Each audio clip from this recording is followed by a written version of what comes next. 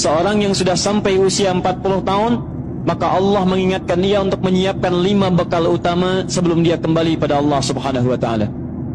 Hati-hati yang sudah sampai 40 tahun, jika Anda belum memiliki satu di antara 5 ini, Anda mesti khawatir. Karena ini peringatan dari Al-Quran. Baik, 1. Qala rabbi awzi'ni an ashkura ni'mataka allati an'amta 'alayya wa 'ala walidayya. Amanat pertama, kata Allah, dia mesti memperbanyak doa kepada Allah Subhanahu wa taala agar dibimbing. Perbanyak doa agar dibimbing mensyukuri nikmat hidup, plus bisa meningkatkan bakti pada orang tua.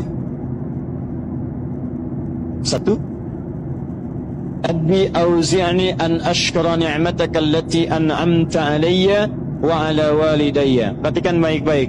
Ya Allah, mohon bimbing saya untuk selalu bisa mensyukuri segala nikmat yang telah Engkau berikan pada saya sekarang, 1, dan pada kedua orang tua saya. Baik, jadi kalau sudah sampai usia 40 tahun, pertama, Anda memohon doa kepada Allah untuk dibimbing terus bersyukur kepada Allah. Ini yang mau saya tegaskan. Lihat baik-baik. Apa itu syukur? Tidak ada makna lain dari syukur yang tertuang dalam Al-Quran dan hadis kecuali ungkapan kebahagiaan atas nikmat yang Allah berikan kepada kita dengan cara menggunakan nikmat itu sesuai dengan fungsi yang telah Allah tetapkan. Misal, kita akan bersyukur dengan nikmat penglihatan mata. Anda diberikan 40 tahun dalam hidup, mata masih bisa melihat. Bagaimana mensyukuri nikmat mata? Kalau Anda ingin syukuri nikmat mata, maka yang paling singkat, gunakan nikmat mata ini sesuai dengan peruntukan yang telah Allah tetapkan. Fungsi yang telah Allah tetapkan. Apa fungsi mata? Masih ingat? Melihat yang baik-baik. Quran surah ke-24 ayat 30 untuk laki-laki, ayat 31 untuk perempuan.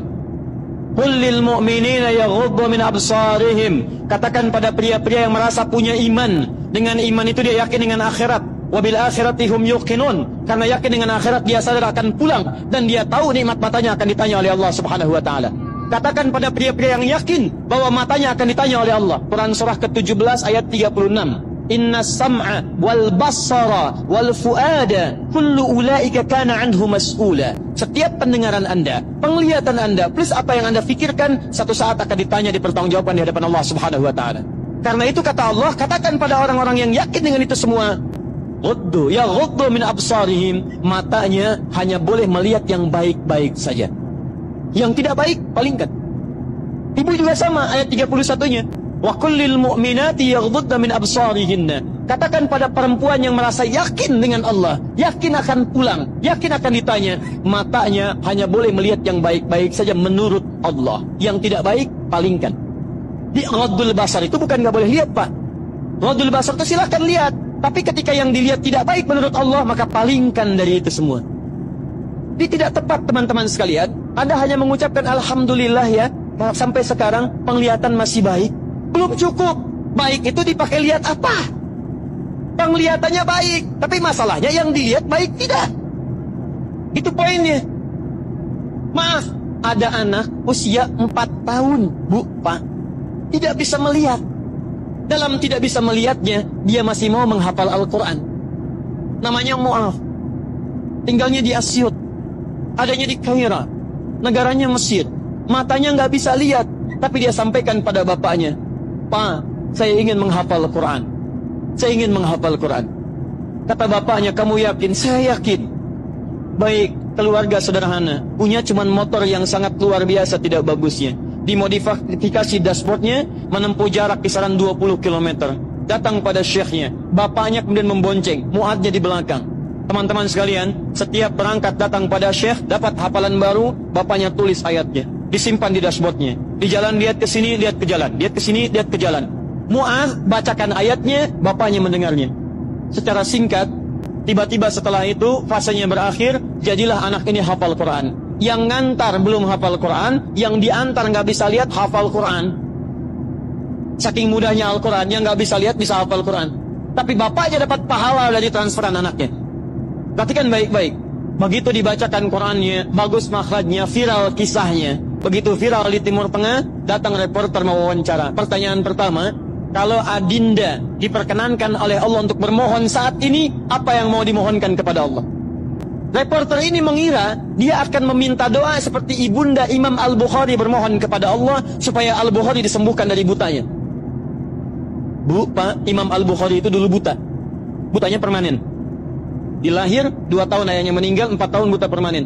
Nanti ada satu kejadian di situ, yang dengan kejadian itu ibunya berdoa kepada Allah, anaknya menghafal Quran sampai di surat Qaf, ya, ayat ke-22. Anaknya murajaah ayat, ibunya memohon kepada Allah sambil menangis, sambil tertidur, sampai tertidur. Disitulah kemudian terjadi sesuatu yang luar biasa. Seketika Allah sembuhkan Al-Bukhari kecil, matanya bisa melihat kembali. Karena kajian kita bukan di sini, lain waktu nanti saya terangkan. Anda yang punya kitab Fathul Bari, Syarah Sahih Al-Bukhari, beli jilid pertama, kitab Muqaddimah, halaman 634, paling kiri, paragraf yang ketiga, baris 1 sampai dengan 9. Anda temukan kisahnya. Nah, reporter ini mengira, ini Mu'adz akan minta kepada Allah seperti Al-Bukhari kecil memohon kepada Allah, matanya bisa melihat lagi. Ternyata lihat baik-baik. Kalau saya diperkenankan bermohon kepada Allah dan permohonan saya dikabulkan, maka pertama, saya akan mohon kepada Allah untuk tetap membutakan mata saya sampai dengan kiamat.